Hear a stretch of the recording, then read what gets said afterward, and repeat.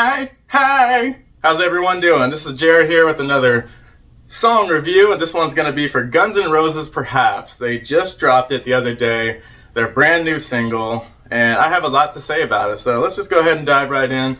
Let's start with the history on this song. Now, this song was created back in the Chinese democracy era, aka like the late 90s, around 1999, and so you got guys like Robin Fink and Josh Freese who worked on this one. And it was intended for Chinese democracy, but it never came out on Chinese democracy. And honestly, fans had never even heard about this song or knew anything about this song up until 2019 when a diehard Guns N' Roses fan, Rick Dunsford, and I think a few of his buddies went and bought this locker for $15,000. And in this locker was belongings to Tom Zutaut. Now, he used to be Guns N' Roses A&R manager back in the day, back in the 80s. He got them signed to Geffen, and he's dealt with a lot of big bands like Motley Crue and stuff. And yeah, pretty much in that locker were a bunch of CDs and a bunch of demos from the Chinese democracy era. And on those CDs included this song called Perhaps. Now, when it leaked, I listened to it multiple times and I immediately put a review on it. It was definitely my favorite demo out of all the stuff that was on those CDs. Pretty much an almost finished song. I thought it was great. I don't know why it didn't make it to Chinese democracy. I think it was really solid and it should have made it to Chinese democracy. But nonetheless, the band is way different now. Obviously it has Slash and Duff in it. They've been in the band for 7 years now. And they haven't released a ton of material with this lineup, but they have released a couple songs that were unfinished from the Chinese democracy era. And I'm talking about Absurd, I'm talking about Hard School. Pretty much Slash and Duff went on there and put some work on those songs, and Axl kind of just touched them up and finished them up and released them as singles. And this one is no different. This year they started sound checking the song without Axl. It was just with the the rest of the band. It pretty much has come out on cell phone videos of people standing outside the venue of recording pretty much nothing. I mean, it's pretty much audio of them rehearsing this song. So Guns N' Roses fans have had an idea for a good month or two that this song will eventually be played. They have a piece of paper with their set list on it, and this has been on the alternate set list for a little while now too. It wasn't until, let's see here, August 7th when these diehard Guns N' Roses fans are able to find these random links. So pretty much this link that this Guns N' Roses fan found was like a countdown to the release date of the single Perhaps, and it was gonna be on August 11th. Now everyone was super excited and everyone was just couldn't wait for it, including myself. I was totally involved in this as well. So everyone is just waiting until that Friday because this news came out on a Monday. And Guns N' Roses doesn't do any press, they don't do any promotion, they don't do any of this stuff. So it's not like Guns N' Roses came out and said, hey, Friday, this song's gonna be released like most bands would. So this is how Guns N' Roses fans find out about this stuff, is through other diehard Guns N' Roses fans that are able to find this random shit on the computer. So on about August 10th, I would say the day before, I don't know exactly what happened. I think something happened maybe with the link, but fans started getting discouraged thinking that okay, they think maybe the release date had been postponed. So Friday comes and I was sitting there, I was refreshing at midnight and super excited. Well, I wasn't super excited because I was also of the belief I think maybe they changed the release date of this. So yeah, nothing happened at midnight and it was disappointing, but it was pretty much to be expected. And even the fact that it being postponed is to be expected with Guns N' Roses. I mean, God, Chinese democracy, that's a whole other video. Fans started saying, okay, now it's looking probably August 18th, that Friday, the next Friday at midnight, it's going to be released. So we'll see. But on Saturday, the 12th, so the day after it was supposed to be released, I was on the My GNR forum. But just a side note, it's the best forum to go on as far as if you're a Guns N' Roses fan and you want to interact with other Guns N' Roses fans and diehards, and this is where you're going to find the fucking information that you want to know if you're a diehard fan. But that Saturday night, there's a thread about the song Perhaps and everything, and there's this guy that was so I'm sitting at my house and my buddy's at a bar, and to fuck with him, I went on my phone and I went on Touch Tunes to play Absurd over at his bar because he hates that song. I just wanted to mess with him.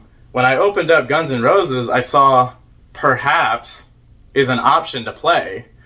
So he's like, I don't know if it's going to work. I don't know. I mean, it looks like, there's legitimate artwork and, it says the length of the song and everything. Like, so all these Guns N' Roses fans saw this and they're like, holy shit, like maybe we could play it on fucking Touch Tunes, like of all things. And so, yeah, these diehard Guns N' I'm a diehard Guns N' Roses fan, but I did not drive down to fucking Applebee's to see if I could hear this song. I did think about it though. But some of these fans literally drove down to like a bar and they played it and they're like, oh my god, like it fucking works. Like it's legitimate. Like this is it.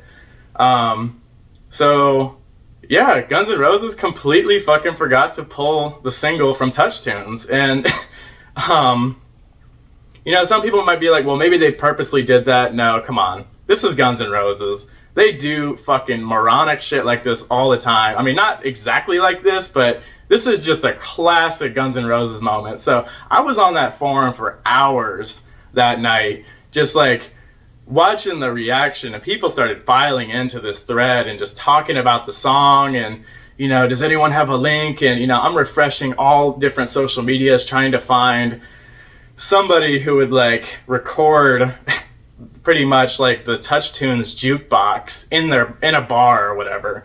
And yeah, I was like, man, should I just wait? Because I feel like a clip's gonna come out of this fucking song. That's some shitty recording that someone took from their phone of a jukebox in a bar.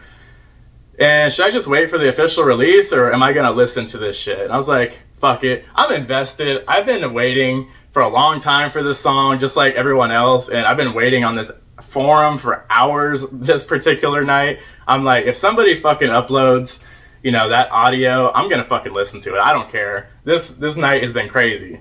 So yeah, somebody finally uploaded it to SoundCloud, and it's funny because it's just like shitty ass quality. You can hear like glasses in the bar like clinking together and people in the bar talking and everything, and it's not even close to the jukebox. It's just like a faint audio recording of the song. But I was like, fucking, I'm listening to this shit. I don't care. So I listened to it, and I had my opinions on it or whatever, but I didn't want to like form my whole entire opinion on it because it's just shitty audio recording.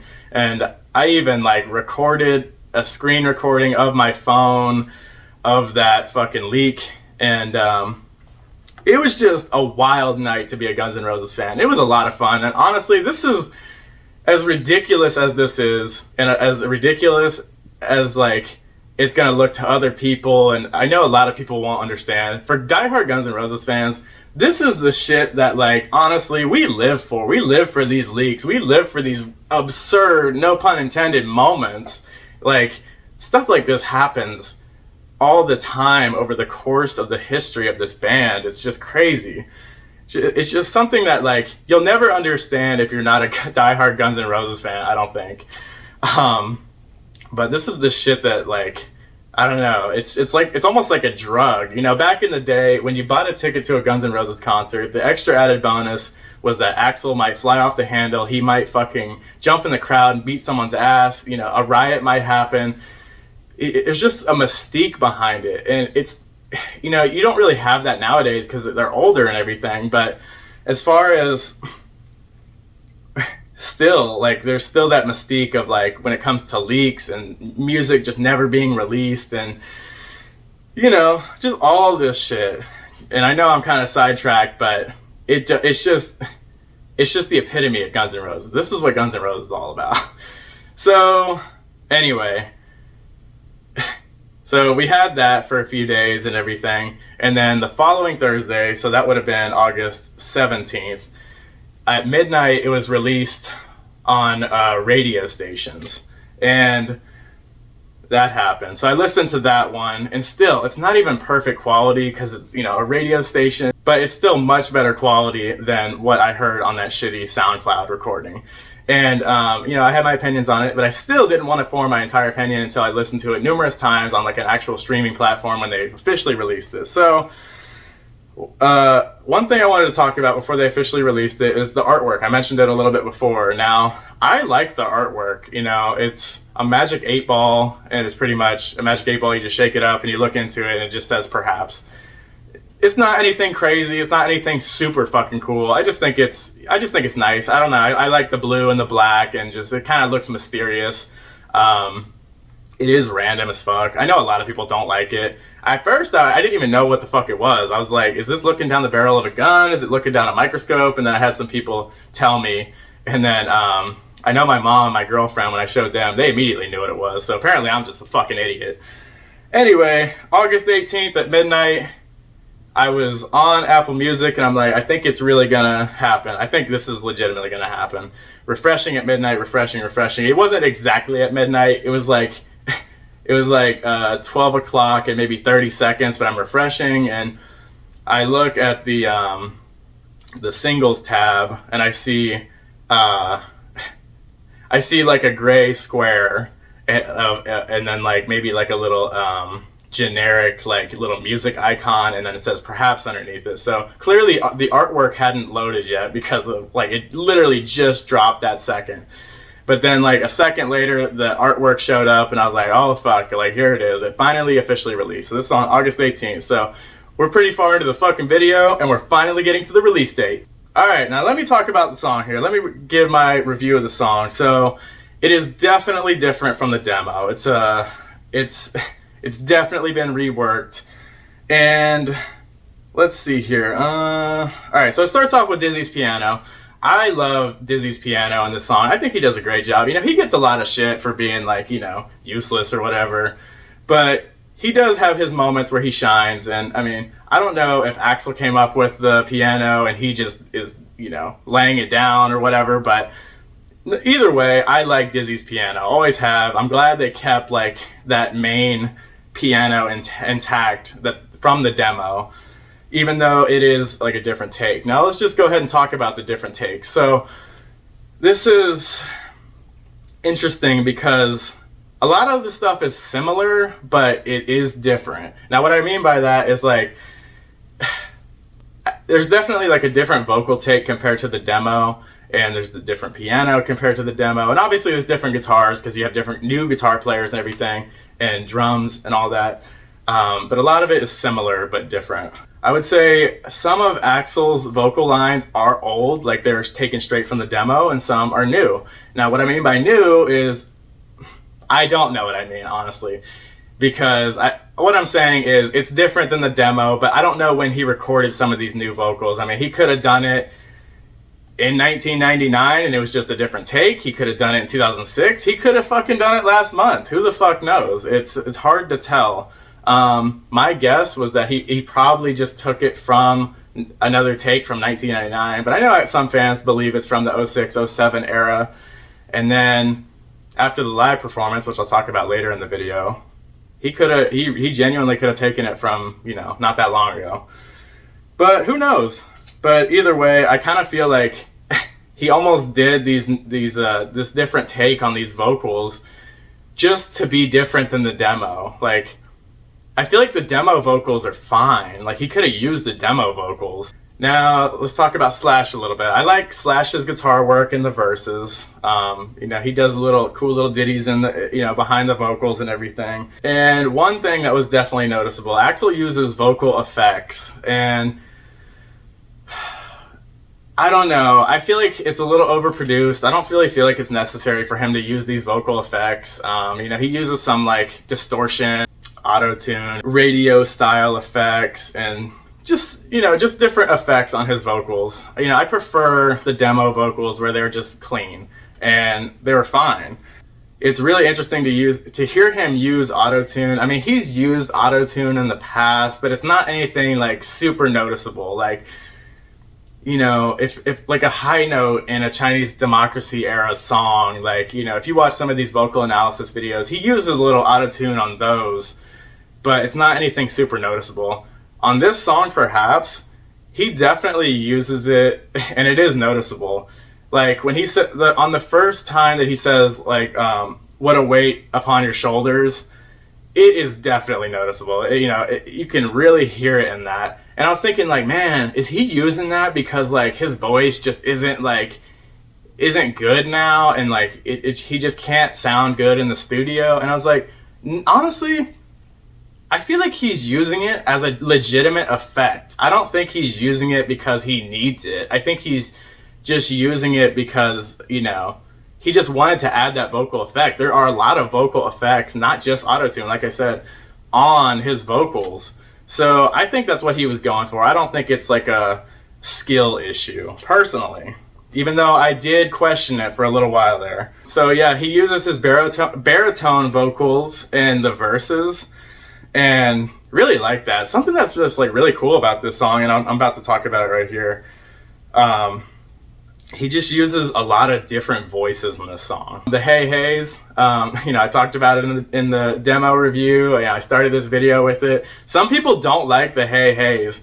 I like them. I think it's just Axel, man. It's just, that is just so unique Axel. I know it's annoying to some people, but I think it works really well. And I'm really glad that he didn't take it out of the final version, because I know some people were worried or talking about that he might take it out of the final version, but he kept them.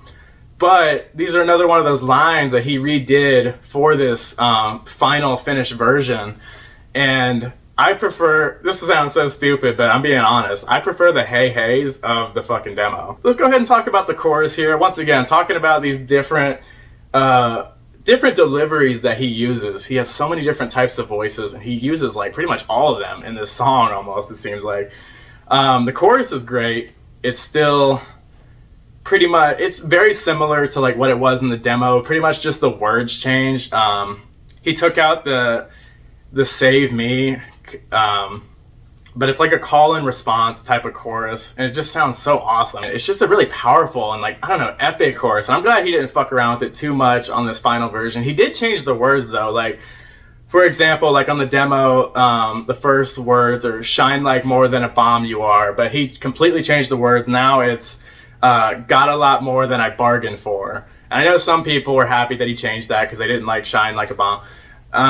I don't care, whatever, you know, it is what it is. And also some of the other lines he changed too, but some of them are also the same. I will say though, it is tough to get used to the new words in the chorus for me personally. Like, when I'm at work and I'm like, I have this song in my head and I'm trying to like sing it to myself in my head, I just naturally want to go back to the old words, and it's just trying to remember those new words and try to get it stuck in my head.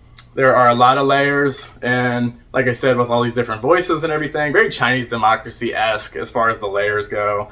You know, he uses his high clean voice, he uses his low demonic voice, he uses his classic raspy voice. I think something that I don't remember if I said this in my demo review, but this is something I've always thought, and some people might think I'm fucking crazy, but I'm just gonna say it anyway. Something about this song reminds me of "Bring Me to Life" by Evanescence, and I think it's just kind of maybe the call and response aspect of the chorus maybe, but I really like that song too. That's a very classic song, and you know, kind of came out around that same era, but something that always stuck with me. All right, so then after the chorus, it cuts into the solo. Now, boy, this is a head scratcher for me. The solo starts with one singular bend by Robin Fink, and then it transitions into a full-blown Slash solo. Why in the fuck would they keep one bend from Robin Fink in the demo? I do not understand it. I don't know. It's so weird. Let's talk about Slash's solo. I don't like it. I think it sucks. And there are some Slash fanboys out there that think he can't do any wrong, and that he's never hit a bad note in his life. He's never released anything that was bad. I don't care. I'm analytical. I love Slash. One of the greatest guitar players of all time. I could never play like him. He's still one of the greatest guitar players of all time. But, you know, we're just diehard Guns N' Roses fans. It's okay to be analytical. It's okay to dislike something. But as far as the solo goes, I don't think it sounds good. I don't like it. Robin Fink's solo back in the demo back in 1999, I prefer it over Slash's. Not that one was great either, but I still prefer it over Slash's. And honestly, I was talking about this with someone on the forum the other day, and some people, once again, are going to think I'm crazy. Maybe if you're a diehard Guns N' Roses fan, you'll understand, but I just don't... I haven't been a huge fan of how Slash has been playing over the last few years. I feel like, I don't know, just some of his material and some of his, like, live playing has just regressed, in my opinion. Like, you hear some of his solos, and I feel like a lot of the time he's more focused on just, like, shredding and noodling rather than just being soulful and emotional like he was back in the day. And, I don't know, this solo kind of goes hand in hand with that. I don't feel like it's very soulful or emotional. I was just like, damn, I wish it was way better. I feel like he could do way better. But then there's also a part of me that's like, well, he didn't even create this song, and he probably doesn't even really care about this song, and was just pretty much told to, like, you know, lay a solo down. So it's not that surprising that, like, it's not, like, in an absolutely amazing solo. Once again, let's go back to Dizzy's piano. Dizzy's piano is pretty high up in the mix, and man, I love piano-driven songs. I love piano-driven Guns N' Roses songs. And I really liked his piano work at the end of Slash's solo. I thought that was a really good addition. I'm glad that he's high up in the mix in the whole song from start to finish. All right, and then it pretty much just gets to the end of the song, and once again, it's a different ending, different piano. Axl holds the final note way longer than he did in the demo, and the demo ended with like a kind of synthesizer and Axl demonically laughing, and also guitars holding those notes at the end. And this final version, it doesn't do that. Axl holds the note really long, and then you hear the piano at the end kind of by itself, and it's okay, but once again, I prefer the demo as far as that goes. And just one of those things I didn't feel like needed to be changed. I feel like some of this shit was just changed just to change shit. Once again, the demo had a different drum take. The demo had Josh Freese, and this final version has Brain. I absolutely love Brain, one of my favorite drummers of all time. I do prefer Josh Freese's drum take back in 1999, though. Not that this drum take is bad, but I don't know. Something about those drum fills and something about the tone that Josh Freese had back in the day, I prefer over Brain's in this version. That also makes me transition to a question that somebody made a thread about on the MyGNR forum. Is Frank Ferrer a touring member now? Because why the fuck is he not playing drums on this song? And why the fuck did he not play drums on Absurd also? Because, you know, from my recollection, Brain played drums on Absurd, and he probably played drums on fucking Hard School too. I'm not 100% sure, but it's just like, it's weird because Frank he's on Chinese Democracy a little bit, and I'm not a fan of Frank. I'm gonna be honest. Not saying he's a bad guy or anything. I just don't like his drumming style, and I hate his tone. I've always said it's like if you compare Frank Ferrer to Matt Sorum is like an heavy artillery. Sounds so good, just such a great tone. And Frank, his tone reminds me of bongos. Like, I know it may sound ridiculous or funny or stupid or whatever, but I swear, like, his drums, no matter what drum he hits, like, it sounds like fucking bongos, and it just doesn't lend itself well to Guns N' Roses, in my opinion. I'm not a fan of Frank as a member, and yeah, he's not on this track. It's weird. I wonder how he feels about that. I'm sure he can't feel the best. Another thing I liked about the demo, they had some synthesizers during the bridge in the background that I liked. They got rid of those. I also wanted to mention, okay, we talked about Slash, we talked about Axl ad nauseum. Let's talk about Duff. I don't think Duff is super prominent in this song. I feel like during Slash's solo, you can hear him, you know, hit a little bass line. That's pretty much it for Duff. As far as Richard goes, I don't hear Richard at all in this song. I don't know if he even is on this song. I don't know. Same thing with Melissa. I don't hear Melissa on this song. I don't know if she fucking is on this song at all. Maybe if they are, they're pretty much probably going to be the only ones who could tell that they're on it. I wanted to talk about the music video. Now, they dropped the music video at midnight as well. Now, this was a surprise to me. I was not expecting them to release a music video, and I was really happy about this, man. Like, release as much as you can while these guys are alive. And, you know, it's all up to Axl, but so many years feel like they've been wasted with this band, and we just need as much material as possible because they're not going to be around forever. So they released a music video, and a few of my thoughts on this music video. I think it really reminds me of like the Paradise City music video with the black and white, and then it goes to color, then back to black and white. It shows a lot of like sound check footage, and it shows like a lot of empty arenas, and then full arenas, then empty arenas. I think it's kind of the same idea as far as that goes. It just shows a lot of touring clips and a lot of onstage performances and stuff. Just a montage, just a basic music video, nothing crazy. You know, it's also similar to videos like Better, Dead Horse, Live and Let Die. This one was solid. I don't have much bad to say about it. You know, it is kind of funny to see like Frank in the drum parts because he's not actually playing the drums on this fucking song.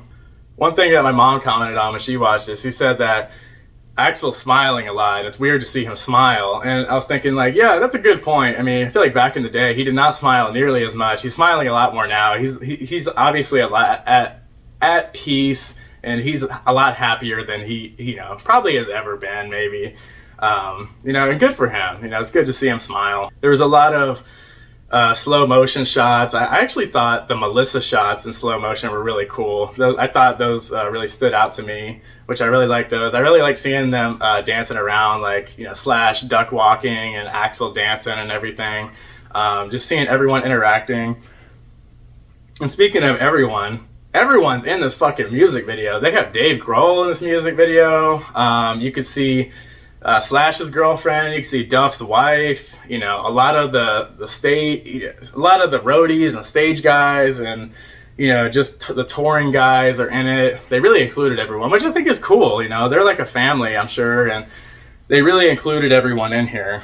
I mentioned sound check, and one of the sound checks they showed was actually Duff singing the Perhaps song at a sound check. And then another thing I thought was interesting, they had a clip of Melissa wearing a mask during COVID, which I thought was cool because, you know, COVID was obviously a terrible time, but it's cool to like show just that this is during that era. So if you look at it 20 years from now, it's like, oh, she's wearing a mask. That must have been during a COVID and everything. So I thought that was cool how they had that like thing there to really like signify what time it was.